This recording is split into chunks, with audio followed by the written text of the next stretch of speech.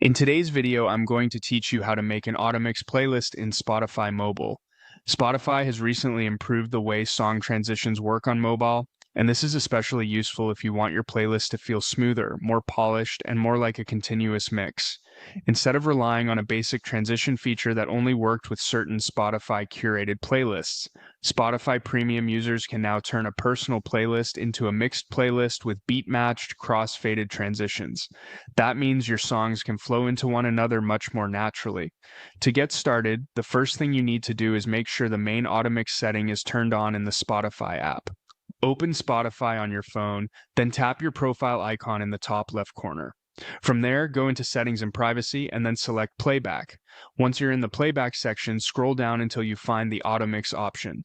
Make sure that toggle is switched on. This is the master setting that allows Spotify to create those smoother, beat-aware transitions between tracks, so it needs to be enabled before the feature will work properly on your playlist. After that, head over to your library and open a playlist that you created yourself. This part is important because you'll be applying the mix feature to your own curated playlist. Near the top of the playlist screen, close to the play and shuffle controls, look for a button labeled Mix. Tap that button to enable it. Once Mix is turned on, you should notice a visual change right away. The regular green play button will switch to a stylized silver icon, which indicates that the playlist is now set up to use Spotify's mixing feature. At this point, Spotify will begin analyzing the songs in that playlist. You may also start to see extra details next to the tracks, including BPM, which stands for beats per minute, and the song key. These details help Spotify match tracks more intelligently so the transitions feel cleaner and more musical.